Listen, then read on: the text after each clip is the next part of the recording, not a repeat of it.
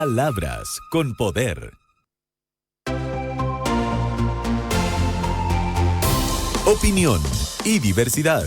Juan Manuel Astorga sigue contigo en Infinita. Ahora es cuando por la 100.1. Es una presentación de Entel Empresas, conectividad que acompaña siempre. Con Ford, haz que cada kilómetro cuente. Ready, Set, Ford. Southbridge, compañía de seguros, más que seguros, cerca de ti. MDS Hoteles de Concepción y Chillán. Descubre una experiencia de diversión y descanso. Mando Medio, expertos en personas y recursos humanos. Convenio escolar UC Christus. Falcon Asset Management. Excelencia en inversiones. Desde 2010, MC Compliance. Experiencia y trayectoria. Contrata hoy la seguridad inteligente de Securitas. Y Universidad San Sebastián. 8 de la mañana con 13 minutos, las 8 con 13 minutos. Estamos de vuelta en Ahora es Cuando y vamos a conversar esta mañana con el ex canciller Heraldo Muñoz. Heraldo, bienvenido, gracias por estar con nosotros esta mañana. ¿Qué tal? ¿Cómo estás? Buenos días. Heraldo, aquí me importa mucho la opinión de alguien que conoce tan bien de la política internacional para saber cuál es su opinión respecto de todo este entramado respecto del cable submarino chino. Ya vamos a hablar de cómo lo hemos manejado en términos políticos, pero primero de la necesidad digamos, de la diversificación en términos de la conectividad con este tipo de fibra óptica. Bueno, este es el tema ya del siglo XXI, digamos, las carreteras digitales. Y lo que ha sucedido, bueno, es parte de la pugna global por la hegemonía entre Estados Unidos y China. Esto se va a plantear en distintos ámbitos, pero quizás donde sea más claro y patente será en el ámbito de las telecomunicaciones y del mundo digital y de los datos. De modo que es un desafío para Chile y para otros países también, el cómo llevar una relación que es tan importante para nuestro país como es con Estados Unidos, y también con nuestros socios fundamentales, como es el caso de China. Entonces, yo creo que el reto principal que el actual gobierno y el que va a entrar la próxima semana tiene es cómo profundizar, cómo tener la mejor relación posible con Estados Unidos sin dañar, sin hipotecar las relaciones que nosotros tenemos con nuestros socios y particularmente con China, que es nuestro principal socio comercial. Están en juego 60.000 millones de dólares aproximadamente, es decir, muchos ingresos y empleos en nuestro país con las exportaciones nacionales a ese mercado, y por lo tanto tenemos que cuidar esa relación donde también ahora hay inversiones. Así que es un equilibrio que hay que tratar de implementar de autonomía inteligente, que no es fácil. Es más fácil decirlo que hacerlo, pero para eso está la diplomacia. Tiene que haber una diplomacia capaz, tiene que haber gente experta y movernos adecuadamente en función de los intereses de Chile, no los intereses de Estados Unidos o de China. Aquí no puede haber un alineamiento con Estados Unidos y tampoco con China. Hay que hacer ese equilibrio y esa es parte, creo yo, del trasfondo de esta situación del cable chino. Ya, si uno sigue esa lógica, ¿por qué cree que este tema terminó tan mal manejado? Bueno, porque está en juego algo muy importante desde el punto de vista de Estados Unidos y también de China, que le ha pasado a otros países. Mira, en Costa Rica recientemente hubo la licitación del 5G y como habían sectores parlamentarios y del propio gobierno, el gobierno recién pasado, el que acaba de terminar, que estaban a favor de la participación de China en la licitación del 5G, bueno, Estados Unidos lo sancionó. ¿Cómo? Cancelándoles la visa de ingreso a territorio estadounidense. A varios parlamentarios y a funcionarios de gobierno, incluso, para sorpresa de muchos, llegó a afectar al expresidente de Costa Rica, Oscar Arias, claro. Que también es Premio Nobel de la Paz. Probablemente porque durante su segundo mandato él fue una persona que empujó una relación más cercana con China. También había criticado por las redes sociales a Trump, así que probablemente también eso incidió. Pero entonces esto ha pasado y no es primera vez y también ha pasado en otras oportunidades donde Estados Unidos está ejerciendo un poder que cree que es preeminente en su zona exclusiva de influencia, que es el hemisferio occidental, es decir, nosotros. Y eso está escrito en el documento de ahora, de noviembre, de la Casa Blanca, el documento de seguridad nacional, donde dice claramente que Estados Unidos va a revivir la doctrina Monroe y que hay un corolario de Trump y que no les importa lo que opinen los organismos internacionales o cualquier otro país, sino que lo que importa es la preeminencia de Estados Unidos y porque para eso van a hacer todo lo que sea necesario. Entonces hay que estar claro que eso es lo que tenemos con la administración Trump y eso lo ven además sus aliados. ¿Para qué vamos a hablar, por ejemplo, de Canadá, de lo que ha significado la relación áspera con Canadá a partir de esta segunda administración Trump, o con Dinamarca respecto a Groenlandia, y con los aliados europeos, ¿no? Que la relación se ha deteriorado notablemente. Entonces, hoy día, por ejemplo, se ha amenazado a España con cortar todo el comercio porque el gobierno de Pedro Sánchez le ha negado el uso de las bases militares en territorio español para la operación de ataque contra Irán. Entonces, estamos frente a una situación donde tenemos que pensar en los intereses nacionales y cómo hacer ese equilibrio necesario, porque nos interesa una buena relación con Estados Unidos, porque sigue siendo, si no el primero, el segundo inversor más importante en Chile, porque hay una relación estratégica, porque hay un tratado de libre comercio que Estados Unidos no lo ha respetado totalmente, pero por lo menos ahí estamos, porque hay un visa waiver y porque hay una relación de aliados estratégicos durante mucho tiempo y con China tenemos que hacer lo mismo, ¿eh?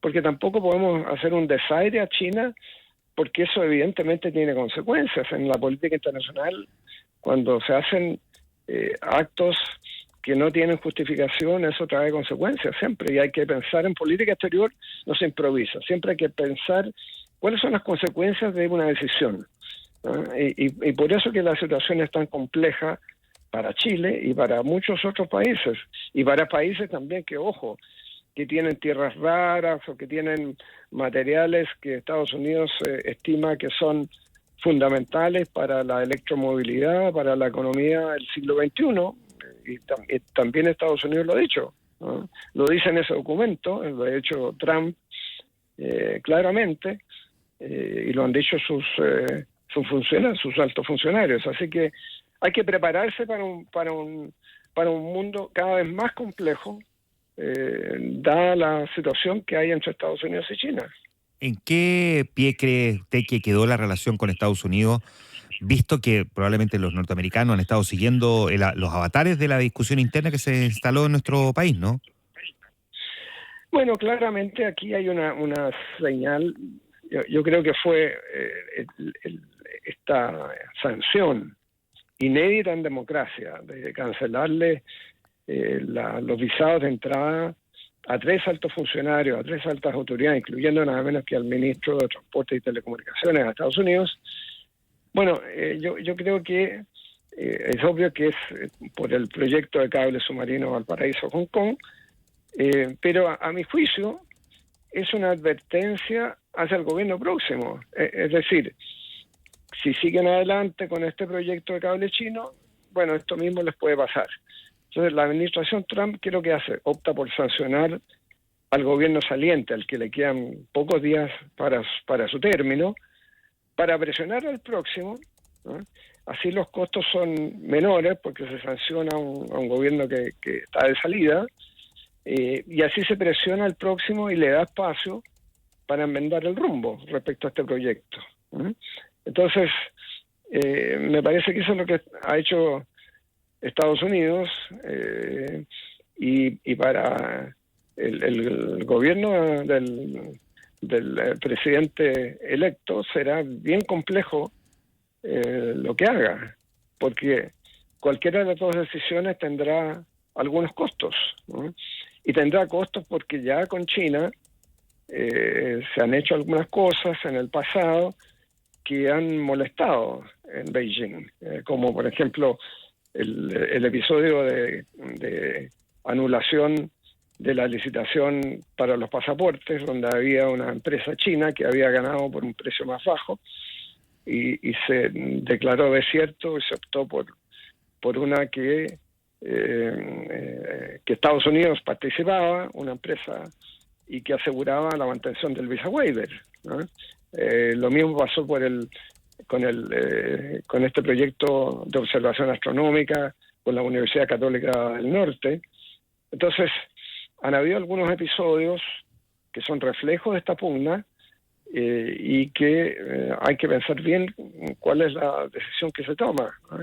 Ahora, a futuro, yo soy partidario de que Chile, y yo de hecho lo he dicho ahora, o sea, habría sido partidario que este gobierno lo hubiera al menos estudiado, que creara una oficina encargada de filtrar las inversiones, esto que llaman los americanos investment screening, para ver cuáles son las sensibilidades de nuestro país respecto a, por ejemplo, inversiones en áreas de infraestructura estratégica o de cuestiones que tienen que ver con la seguridad nacional. Uh-huh. Y eso ha sido propuesto por la OCDE a todos los países miembros de la OCDE, donde está Chile, y hay varios países que ya tienen estas oficinas.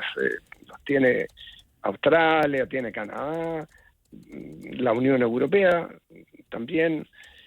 Y entonces el mejor modelo, a mi juicio, es el de Australia, que tiene una oficina independiente, apolítica, con técnicos que evalúan esto. Está ubicada en el Ministerio de Hacienda de Australia y que deben emitir informes técnicos bien fundados respecto a las inversiones que se hacen y el impacto que pueden tener en la infraestructura estratégica y en la seguridad nacional, y lo tienen que hacer de manera que dé certeza jurídica y sin discriminación al origen de esas inversiones, ¿no? Que sería la mejor manera de decir, ¿sabe? Aquí hay un proyecto que lamentablemente incide en nuestros intereses de seguridad y por lo tanto nosotros vamos a rechazar una determinada inversión. Pero ahí entonces no hay una cuestión arbitraria, sino que hay un método que permite salvaguardar los intereses de nuestro país. Así que yo sería partidario que una oficina como esa se instale, porque eso es lo que están haciendo muchos países avanzados respecto a inversiones que de repente llegan y que no son del todo convenientes para el futuro de esos países. Heraldo, ¿cómo cree usted que manejó este gobierno y también el gobierno entrante el tema, considerándolo delicado, dado que China es nuestro principal socio comercial, pero Estados Unidos es la primera potencia del mundo? ¿Cómo cree usted que manejó este gobierno el tema previo a la cancelación de las visas y ni hablar después de la cancelación de las visas? Bueno, yo creo que hubo muchas torpezas comunicacionales y confusiones, ¿no? Pero eso no quita que al final de cuentas no había un proyecto y no hay un proyecto que haya sido aprobado. Y por lo menos mi entender es que incluso si se hubiera echado adelante el decreto que firmó el ministro de Transporte y Telecomunicaciones, que aún así faltaban pasos para que se pronunciaran distintas reparticiones del Estado respecto a este proyecto. Por lo tanto, no era el trámite final, faltaba, por cierto, Contraloría. Entonces, yo creo que se ha hecho de esto algo mucho mayor, primero por la falta de comunicación oportuna, y segundo por las torpezas que han habido en todo este proceso, las contradicciones, cuando en realidad, por ejemplo, el canciller Frank Claveren se había comunicado con el próximo canciller Pérez Maquena y le había contado de esto, y le había entregado hasta un documento donde había referencia a esta cuestión. Entonces no es que no se conociera esto, y yo dudaría mucho que no se conociera en el equipo de el presidente electo, porque Estados Unidos le está hablando a todo el mundo de esto.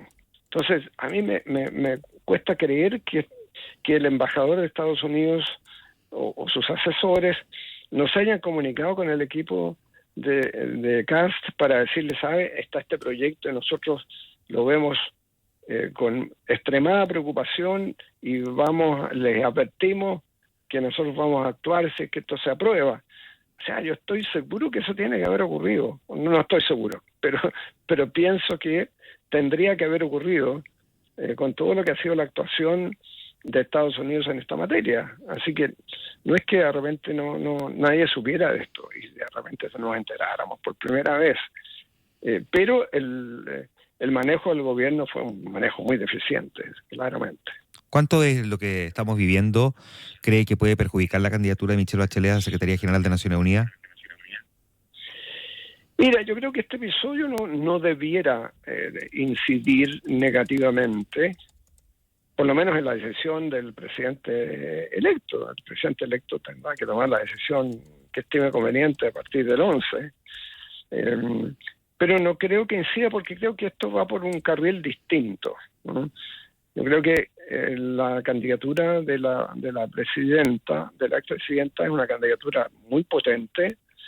Ella tiene, primero, respeto internacional. De eso yo soy testigo, y lo he escuchado en muchos países. Segundo, tiene la experiencia en Naciones Unidas, habiendo ocupado el cargo de alta comisionada para los derechos humanos y primera encargada de mujeres. Por ser mujer, cuando hay un movimiento bastante transversal para que por primera vez la Secretaría General sea ocupada por una mujer, y América Latina tiene buenas posibilidades por este principio o esta norma informal, no siempre respetada, de rotación geográfica. Entonces, creo que esos son los factores y por cierto, este proceso tiene que ver con la política y con las decisiones que tiene que tomar el Consejo de Seguridad, que es el que propone un nombre a la Asamblea General. Y ahí entonces todos apuntan, bueno, en realidad Estados Unidos no va a aprobar el nombre de Bachelet, que es una especulación, porque hay que pensar también que los otros 4 países miembros permanentes del Consejo de Seguridad también tienen veto. Entonces hay que preguntarse, y yo simplemente hago la pregunta, ¿qué pasó con el candidato argentino que ya está presentado formalmente? El Reino Unido, pensando en la controversia y el conflicto aún permanente de las Malvinas, ¿va a votar por un candidato argentino?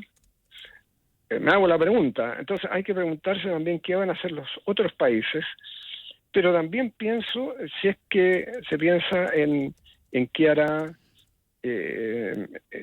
Trump y Estados Unidos, que durante el segundo gobierno de la presidenta Bachelet, yo fui su canciller durante todo el periodo, y nos tocó coincidir con la administración Trump 1 durante un año y 2 meses más o menos, quizá un poquito más.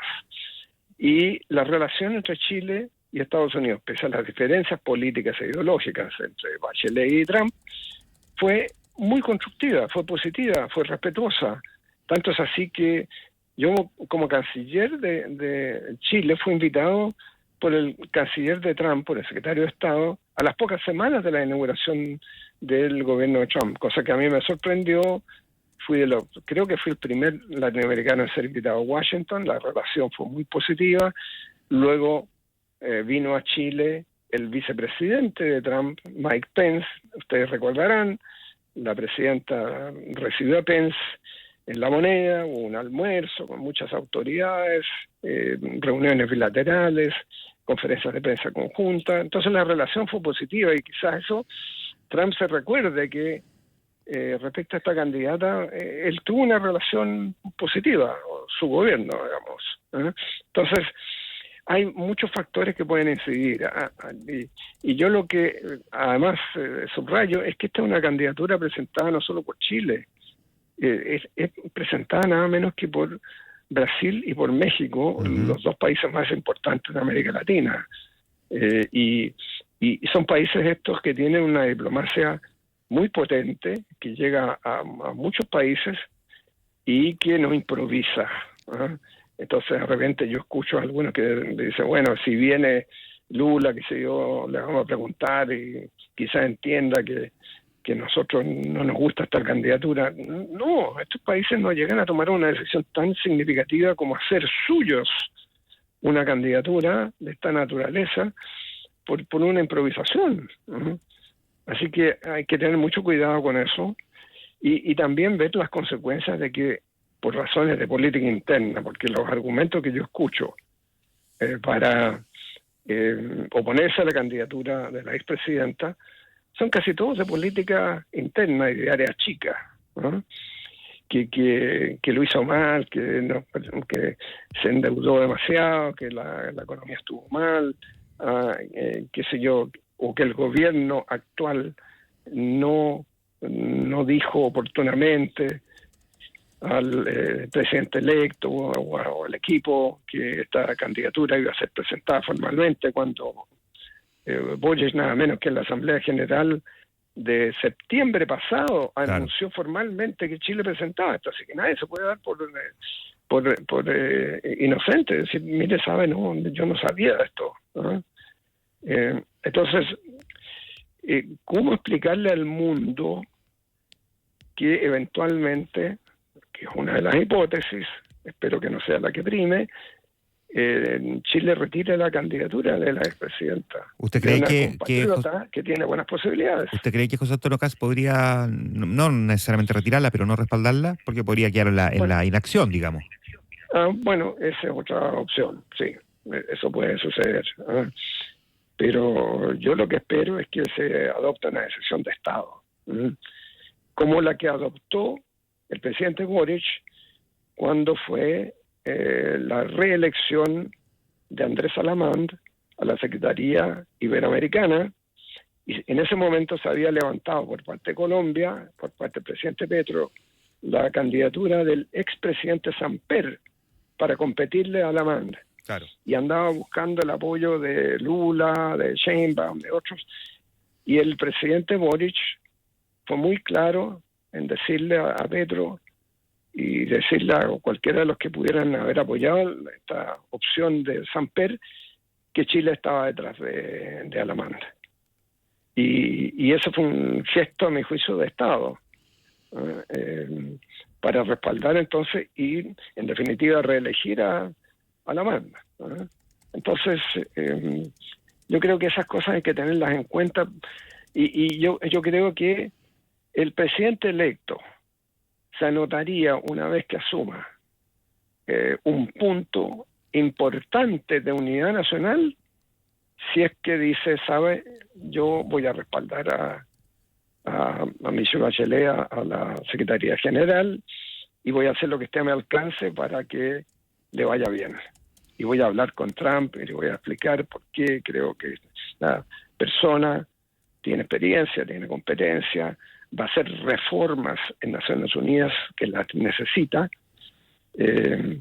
y se ponga entonces detrás de esa candidatura. Sería un punto bien importante de unidad, particularmente ahora, sin duda, porque terminamos con este ruido de la transferencia del gobierno, que yo espero que en estos últimos días por lo menos se pueda resolver, pero aparentemente no hay disposición por parte del gobierno entrante de continuar con las reuniones bilaterales los días que faltan. Como terminamos con ese ruido, que es muy lamentable, a mi juicio, por lo menos esto sería una manera de revertir ese mal sabor con el cual se termina este proceso que había partido bastante bien. Bien, pues Geraldo Muñoz, gracias por conversar esta mañana con nosotros. Igualmente, que esté muy bien. Muchísimas gracias. 8:35 minutos.